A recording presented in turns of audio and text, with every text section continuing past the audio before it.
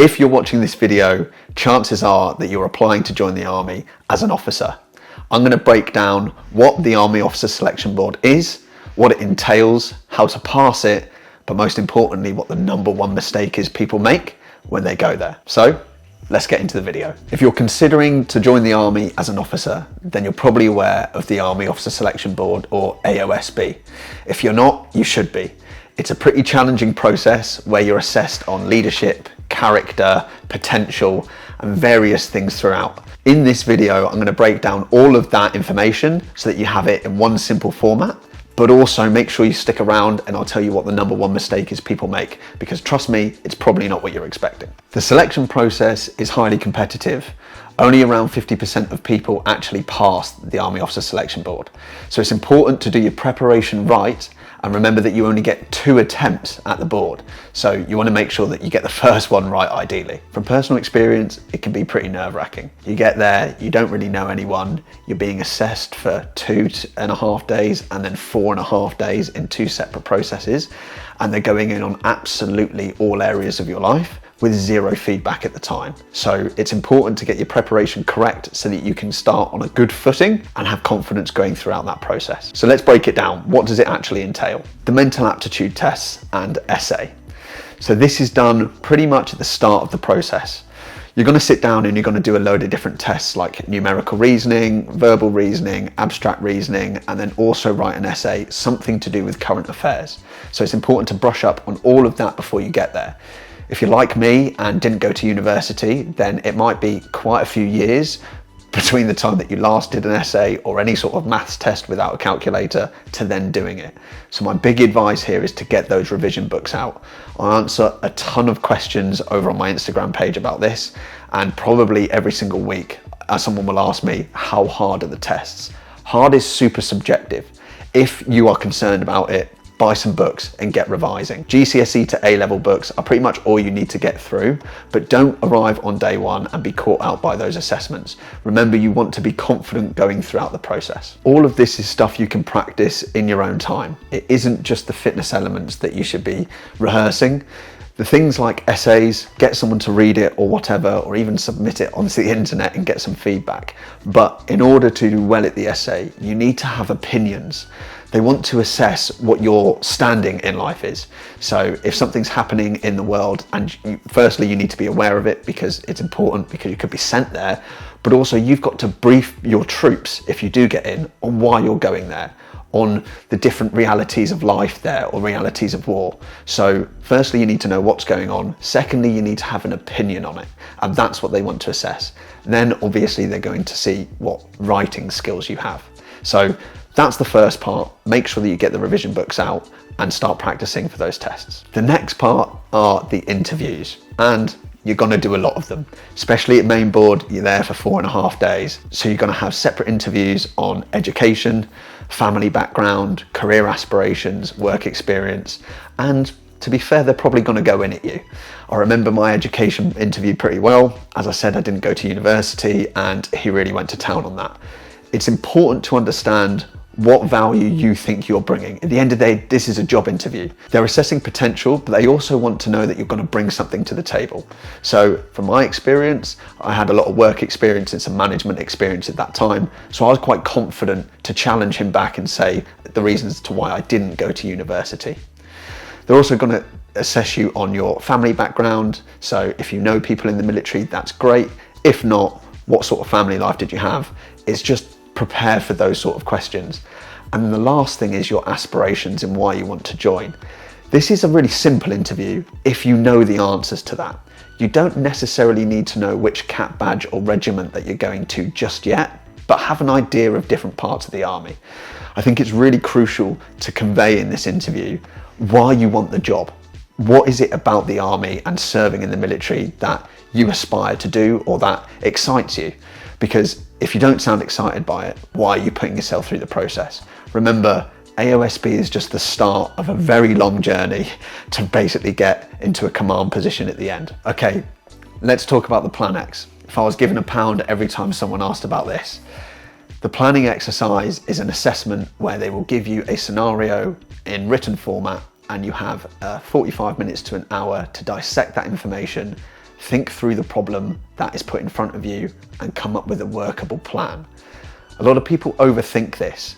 This is probably one of the more challenging areas of AOSB, but they do teach you a format at AOSB briefing that you can take through to main board.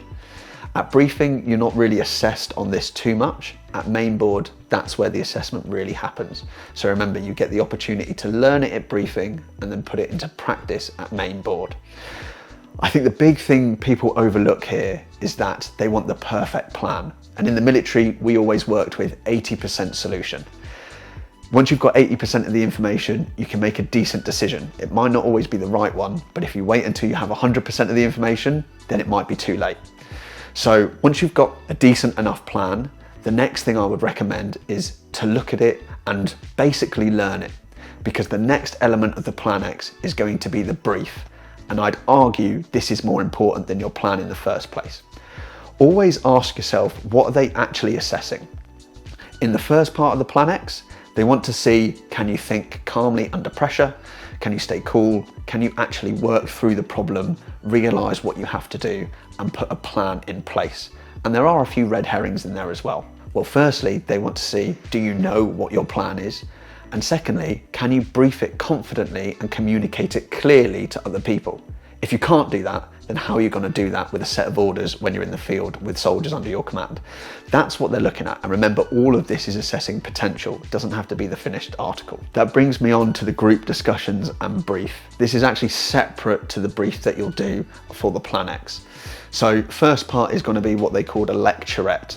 This is essentially where you stand up for 5 to 10 minutes and talk about yourself. So 1, can you communicate clearly? 2, are you confident in front of a group? And 3, you're given a certain amount of time to talk about yourself. So they're actually assessing your time management. Do you speak for 2 minutes and then run out of time? Do you not get the story out in 5 to 10 minutes that you need to? So they want you to basically feel a little bit of pressure, a little bit of nerves, but have the confidence to stand up and talk about yourself. You can pick a story of your life or whatever it was. So that one's not too bad, but I do think people overlook it, and it's worth just standing up with a friend or family member before you go and just rehearsing something so you've got that confidence going into it. The next part is the group discussion. Okay, this can be tricky. Remember, what they're assessing here is leadership potential. So they've got a group of 5 to 6 potential leaders. The common mistake here might be to be a bit too arrogant and try and talk over everyone. But remember, a key part of leadership is listening. So in the group format, they want you to be able to confidently communicate your point on some current affairs topic that they'll give you, but also bring other people into the conversation and respectfully hear their opinion. One thing I think is really important is to have an opinion on a topic and not be too easily swayed. Look, I didn't study politics, and in my syndicates people did, so they're well more in tune with that side of life than I am. However, I think what's really key is knowing why you feel a certain way about things, and then be able to not be too abrupt or intrusive when you deliver that point. Command tasks. Leader-led and leader-less tasks. Essentially, you're going to be going out into a field and there's going to be random bits of wood, oil barrels, apparatus that you have to climb over, or whatever it might be, and you're going to need to get stuff from one end to the other without touching the middle bit of grass, or whatever the problem might be. Now, what they're really assessing here is, can you come up with a plan under pressure? Can you tell people what that plan is? Can you assign people roles? And also, if you're not the leader in that particular one, do you work hard for the group? I'm totally convinced that some of these you can't actually achieve, or at least that's what I tell myself about my one. But what they're really looking for is to be a team player and also to be able to step up and be a leader where needed. Remember, there is a standard that you need to pass. It's not done on number of spaces. So all of your syndicate can pass or all of your syndicate can fail. You're not in competition with each other. You're there to help each other. Last but not least, this is a non-negotiable, the fitness tests. Please do not turn up unfit. You're going to do a bleep test, you're going to do a med ball throw, you're going to do a deadlift basically, and you're also going to do an obstacle course.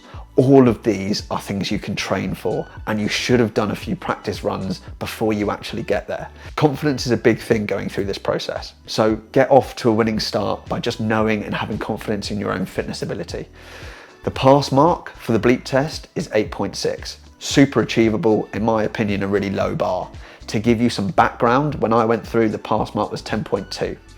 But you aren't going to stop at 8.6. You're going to continue going, and you're going to continue going until you're into level 11. So ideally, you want to make sure that you breeze past 8.6 so that you're totally confident in your own ability. The next part is an obstacle course.